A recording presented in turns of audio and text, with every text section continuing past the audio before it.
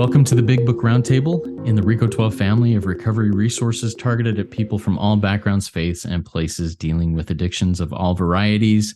I'm Justin B. I'm here with my panelists, David G. and Nikki M., and we are just super excited to be here and to swim through the Big Book with you. So get out your 4th edition of the Big Book, open it up, get your pens, pencils, highlighters ready to go, make notes, and learn how you can best apply these things to yourselves, and also, more importantly, how you can be of maximum service to God and your fellows through doing this.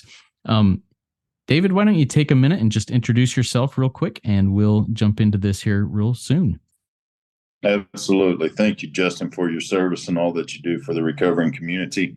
Hey, everybody. My name is David G. I'm an alcoholic and an addict of many sorts from Oklahoma. I'm grateful for a recovery date in AA of August 8th, 1994, and I'm grateful for a recovery date in SA of October 1st, 2019, and I'm really glad to be here with you and Nikki today. Thank you. Thank you, David. Welcome. Happy to have you here. Nikki, your turn to introduce yourself. Hi, I'm Nikki M., and I'm an intelligent agent spearhead of God's ever-advancing creation, and I believe my book, and this is true. I've tapped a source of power, and I'm just grateful to commence shoulder to shoulder our common journey, which is basically to serve God's people. It seems that's what we're doing here. So I'm happy to be here.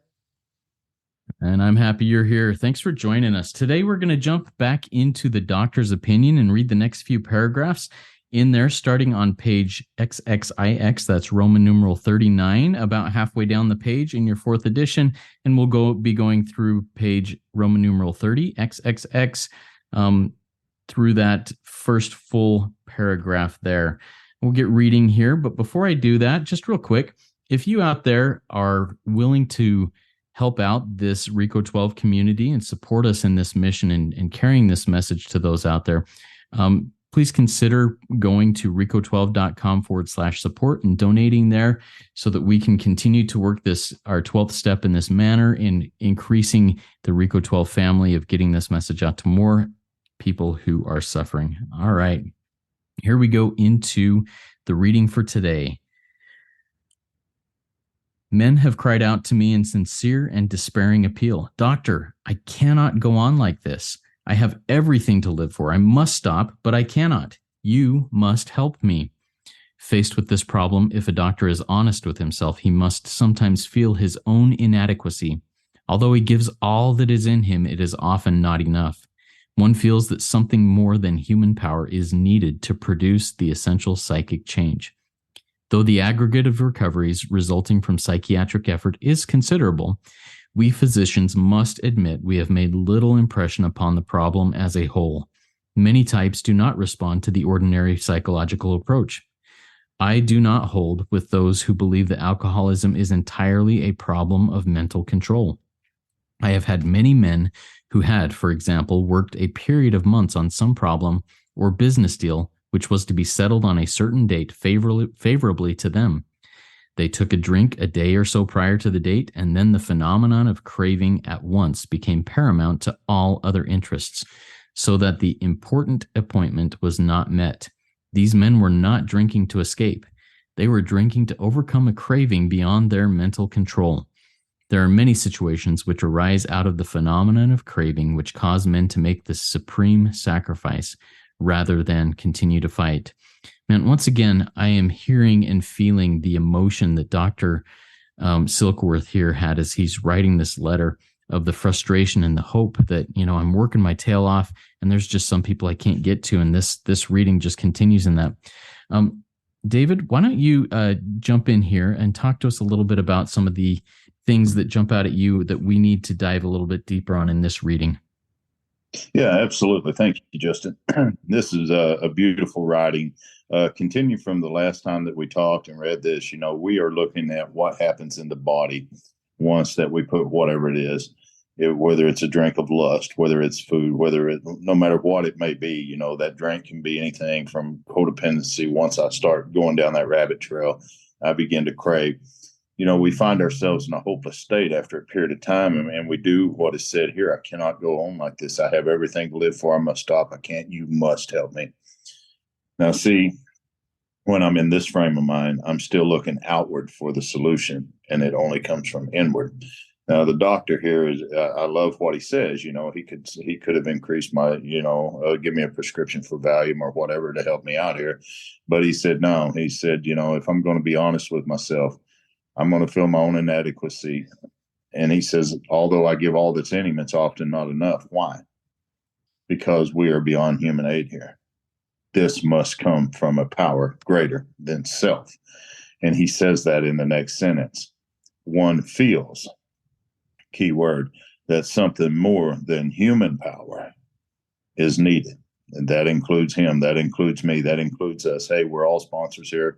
We've helped a lot of people through the years by God's grace. But I promise you that was only by God's grace. It wasn't by David's. I learned that there's a difference between my wants and my desires. I want to lay up with a stripper. I want to do this. I want to go have fun. I want to shoot meth. I want to drink whiskey. But I desire to be a godly man. I desire to be a man of this big book. So I had to separate my wants from my desires. God, help me have my desires. Help me to live up to my desires. Next problem, our next paragraph, he begins to talk about, and I love this. I do not hold with those who believe, keyword there, see, that alcoholism is entirely a problem of mental control. See, it's bodily too. If you're relapsing over and over and over, and you're trying to change or fix or cure your mental condition, you're probably missing something here. And that's the bodily part of this that he lays out. And I love what he gives an example, of a man who worked a period of months on some business deal to be settled on a date favorable to them. They took a drink, not a few, not a bunch, a drink or so prior to that date. Then, and here it is again, then that phenomenon of craving develops, not before. If I'm sitting in the rooms or if I'm out there and I'm fighting because I think that I'm craving, then my belief system is wrong. I'm not fighting the craving. I'm fighting the obsession. And once I give into the obsession, like this man did, he went ahead and took a drink. Then the phenomenon of craving at once becomes paramount to all other interests, so that the important appointment was not met. See, these men were not drinking or whatever it is they're doing to escape. They're drinking or whatever it is they're doing to overcome a craving beyond their mental control. The mind has nothing to do with this anymore. Once it leads me to that, I pick that up, put it into my body. My mind can say, hey, we need to go home now. We've had enough. I mean, the wife is waiting. The kids are waiting. You've got the paycheck in your pocket. We need to go home. And my body's saying, no, no, we're not done. By far, we're not done. And so I love, and he's the next time we meet, we'll be reading about the 5 different types of alcoholics. And he says there's many situations which arise. Notice that word. Where does that arise from? Out of self. The phenomenon of craving, which caused men to make the supreme sacrifice rather than to continue to fight. And when I see supreme sacrifice, that means death. I've buried, I don't know how many people, helped bury how many people through the years that were in the rooms that could not get this deal. One man, I checked on him for several days, went to see him one morning, shot himself in the head, point blank with 38 the night before. I mean, what a mess to walk in on. One of my best friends that I'd sponsored for years, had 4 years at one time, kept falling out, going back. He hung himself in his closet one night. And so there are many situations which arise out of this phenomenon that cause men to make that supreme sacrifice rather than to continue to fight for their recovery. This is pretty powerful stuff, and it's very important that I get this, because if I don't, I could be just like either one of those two guys. So I'm going to keep doing what we're doing here because it works. So thank you for letting me share today. Yeah, thank you, David. Yeah, I just feel the emotion. I as I mentioned, there's emotion in here that I never felt before. Before, they were words that were powerful, but the emotion behind it, I'm feeling this time around. Nikki, tell us a little bit of some of the things that you pull out of this that you find important. Well, thank you, David. That's just so, I just love you guys so much. It's such an overstanding, and I mean overstanding, not understanding of any of all of this, the disease. And I circled always alcoholism. This is, I entered the rooms 11 years ago into Al-Anon because I thought everyone else was the problem. So, I'm realizing, no, when I read it from I suffer this disease. And of course, line out where it says, you must help me. That's my battle cry. You must help me. That's what I do to everyone and everything, because I live in a state of blaming. I don't look inward. I look outward. So I have that, circled at my battle cry. That's my battle cry. And I love that this doctor's honest with himself. And my line out is, as David said, it's beyond human aid. Because whenever I see the word all, I circle it, gives all. These doctors, everybody's doing everything. Families, if you're listening, you're giving your all to help the person you love. And it says right here, something more than human power is needed. That's a radical statement. Think about that. There's nothing on the planet that can help someone in the grips of this disease. It's pretty radical. And essential means I must have it. See, I must have this psychic change. And I like to think daily, every day. And as I love what David, so they took a drink, they took a thought, whatever it is, the phenomena craving for a thinker like me. I need, I want. And wherever it says at once, this happens really fast. It's the there wasn't a cloud on the horizon. It happens fast. And then I love this where it says paramount to all other interests. I threw away my children in the grips of my, disease. I just don't care about anyone or anything. All other interests don't matter once I take that first thought. It gets real. And second thought, thank God I know the book and I don't leave far from this program. And on the next page where we're like, I have an example here on my line out where it's, where it says, I'm thinking to overcome my craving and it's beyond my mental control. My example there is, I started to think I'm such a codependent when my daughter went to university, I stopped driving.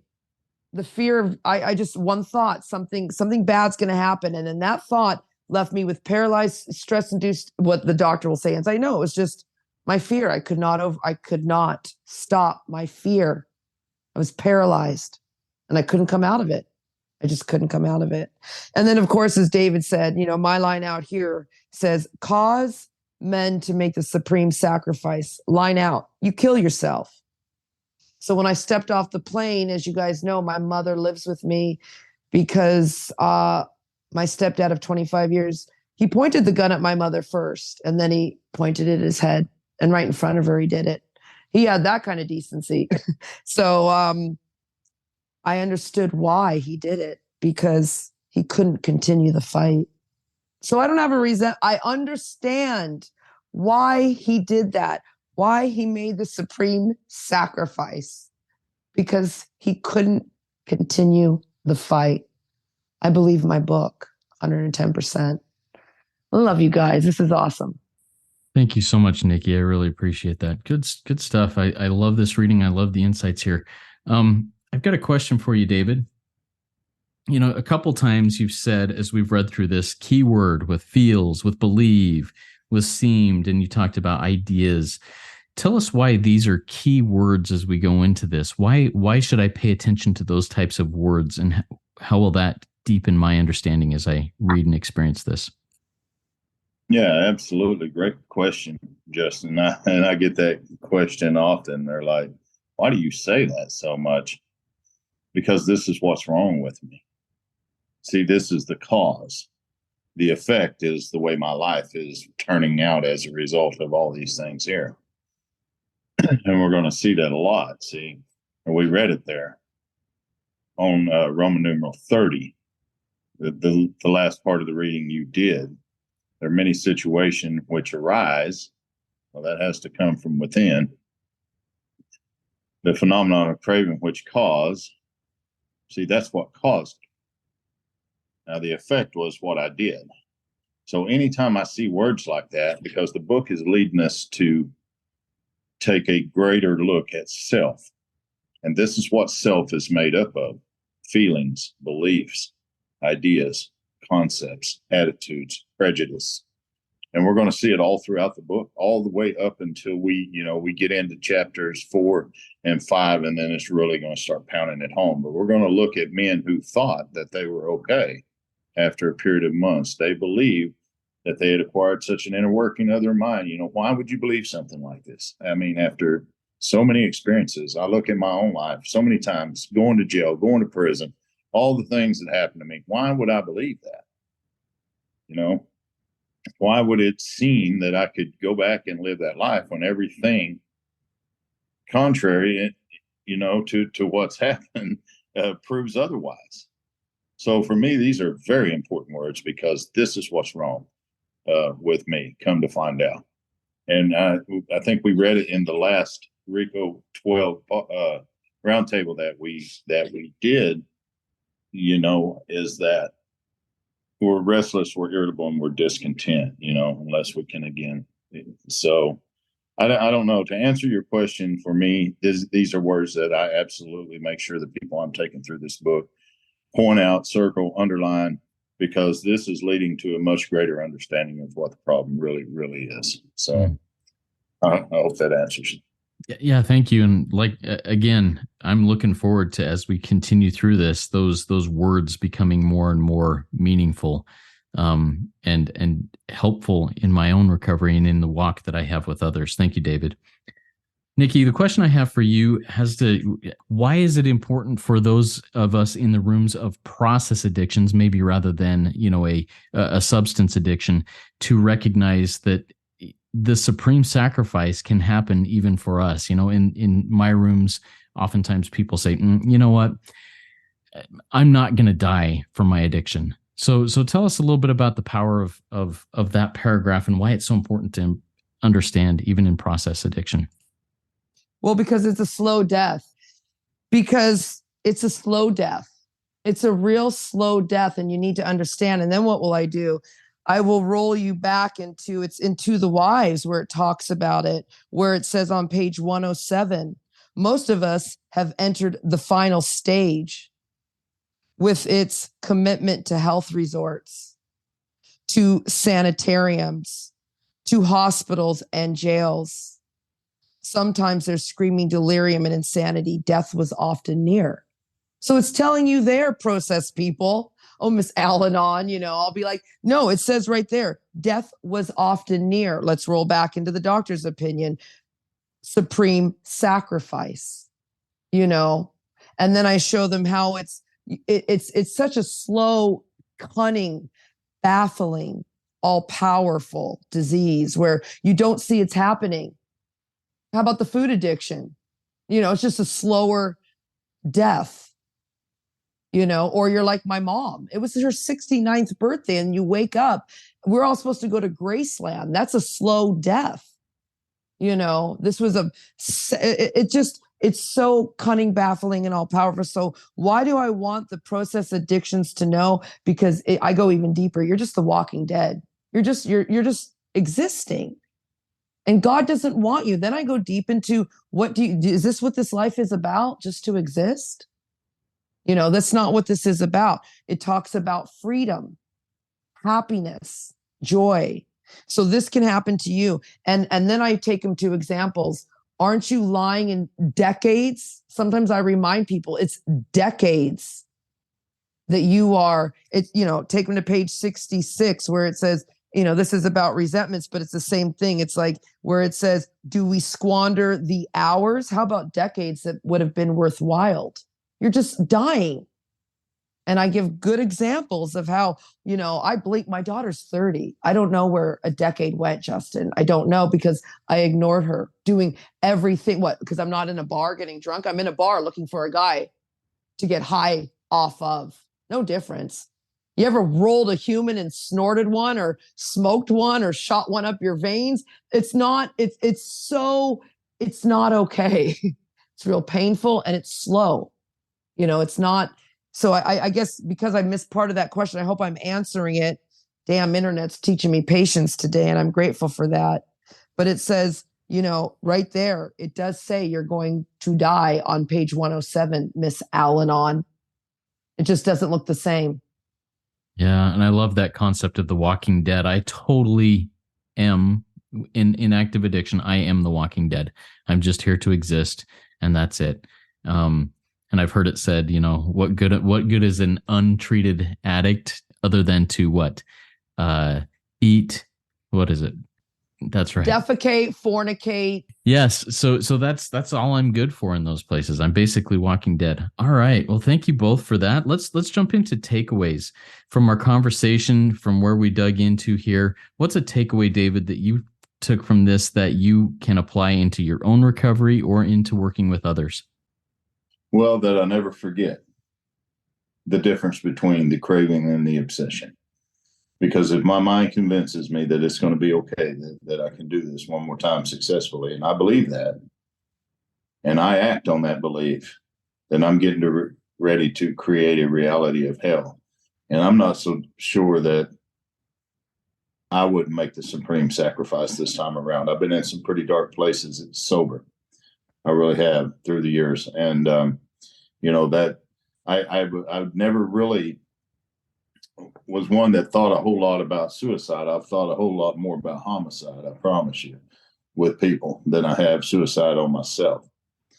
But whenever I was broken down in 2019 and 2018 from lust addiction and hiding secrets for over 25 years in the fellowship and the things that I was doing to God's people, and then standing at the podium talking about how wonderful Alcoholics Anonymous had been in my life and the things that had happened and how God was, I tell you, there was the time when the thought crossed my mind for a brief minute, hey, it'd be easier to not be here anymore.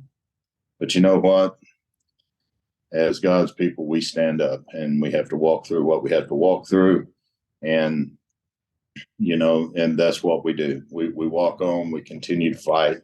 I know the book says we cease fighting anything or anyone, but it seemed like at that time I was fighting for my very life until I connected with the power who I didn't need to fight anymore. So, that my takeaway from that will most definitely be, I never want to forget the craving versus the obsession. All of us are different mentally. God forbid any one of us, several of us who are listening on here, either drank, used, or did whatever they did, we would all react differently mentally. One would cry in their beer. Couple would want to fight, wouldn't want to go to love on all the ladies or the men or whatever it may be. Mentally, all these different things would happen. But I guarantee there's one thing that we have in common, and that's this phenomenon of craving. Once we begin, we cannot stop. And I don't ever want to forget that. So that's my takeaway. Thank you, Justin. Thank you, David. Nikki, how about you? What kind of takeaway did you have from our conversation today? Well, I always have a takeaway as I'm not alone. I'm not alone. You guys are just like, I share deeper with you guys than, other people in my own family. You understand what I'm saying? We're at this table. And so that's a big takeaway. I am not alone. I'm with men who understand and get it. But the big one that we read about today is this one. Something more than human power is needed. Like, this is so beyond human comprehension. I need to remember that something more than human power is needed. Nothing on this planet can take me from my crazy thinking. I must keep my magic magnifying mind on this power of love, acceptance, tolerance, kindness, serving, wanting nothing in return. This is real radical, because if I don't keep my mind, I'm going to say, you must help me. I want. I'll slip into those 400 forms of weirdness that I'm driven by. So I'm just excited because I know with every cell in my body that I need something more than human power. And I'm not ashamed to scream it to the world. I want to shout, it says don't be a crusader or mission maker here, but this is for everyone, not just for the three of us. So awesome. Love it. Thank you, Nikki. Thank you, David. My quick takeaway is this. There are many situations which arise out of the phenomenon of craving. And that imagery of arising out of self puts it on me again. It says, you know what, the issues that I'm having, the situations, the troubles that are causing arise from self. When the phrase in the Big Book is, when I step on the toes of fellows and they retaliate, and I don't even recognize the stepping on the toes oftentimes, and I've got to recognize that arising from self. And that's my takeaway from this. Thank you so much, Nikki. Thank you so much, David. This is such a good conversation. I love doing this. Now, you listening out there in the audience, to learn more about any of the other projects that David and Nikki discussed, check out the links in the show notes of the podcast and get to work and experience the miracles of recovery. They are real. They're happening. The work is great. The laborers are few. Come get in here and work it with us. Trudge this road of happy destiny with us. Work it. You are worth it.